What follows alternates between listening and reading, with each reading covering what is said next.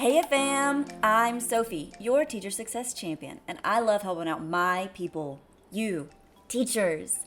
And today I'm going to help you out with some ideas for providing effective feedback to your students. With Cami, of course. In order to make sure the feedback is effective, we're going to use the 5 key guidelines. We're going to be specific, timely, focused, inclusive, and careful. You want your feedback to be specific. Give tangible and transparent feedback. Mark the work exactly where the feedback belongs using your text box and drawing tool. I'm even going to put the highlighter on so the students know that I've written here and it catches their eye. And I'm going to say, here we also have where they're like 50, there's no label. So I'm going to also write here, 50 what? All right, here we also have a little discrepancy where there's like a 5, but then the 50 is over here. So I'm gonna use my drawing tool. What are we talking about? What's going on? You can even use your stickers to give them some guidance. So for this one, I'm gonna hit the Add Media tool and click the smiley face, which opens the stickers. And number 1, they are almost there. So I'm gonna click on that one and click it onto the page so that the student knows they are almost there. The second one is, let's revise, because it really needs some work. The third question, it's perfect. So I'm gonna actually find the one that's like, this is excellent. You also want your feedback to be focused on the goal. Provide actionable feedback that is directly related to the goal at hand. Come over here to the comment tool, you have 4 options. I'm going to use the text comment first on the first question here, and I'm going to be specific here and to ask them to please review your work. So for the second problem here, the math itself is done correctly, but they started off with an incorrectly set up proportion. So I'm going to use the screen capture comment. So this feedback is focusing specifically on how to properly set up a proportion. So I give them 2 examples of how they can set it up properly, and then I say, okay, try again. I'm even going to put a label in here that says to watch this for some advice.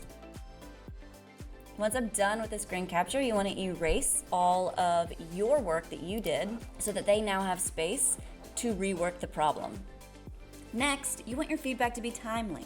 Give ongoing feedback reasonably quickly. Strategically pick the questions that you give your best feedback on, and then save the corrections that often repeat. That's right, I said save them in your annotation bank in Cami. Your annotation bank can be found up here where it says toggle sidebar next to the Cami logo. You could click on the toggle sidebar and it will pop open your annotation bank. You can even make folders and name them, open them up, and drop annotations that you have saved into your annotation bank to save space. To use your saved annotations, you use the directional arrows, you click on it, and drag them out onto the page as needed. And I can use it over and over again as many times as I want to. Now, you might be thinking, how do you save that to your annotation bank? I'll show you. All of your annotations that you put on your page, when you hover over them, this little mini toolbar pops up.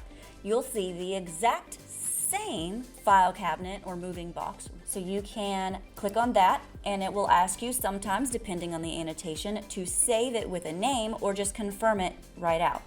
You'll be able to see when you go to your annotation bank, your last saved annotation is all the way at the bottom. Additionally, you want your feedback to be inclusive. Let them be part of their feedback process. The neat thing about your comments is that you can create threads. Your students can reply to your comments. They can even use the comments to ask you questions, making them part of the feedback process.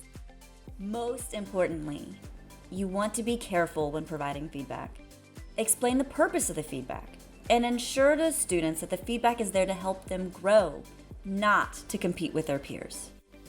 Now you might be sitting here thinking, which tool should I apply when providing the most effective feedback? Use the tool that best fits the student's needs.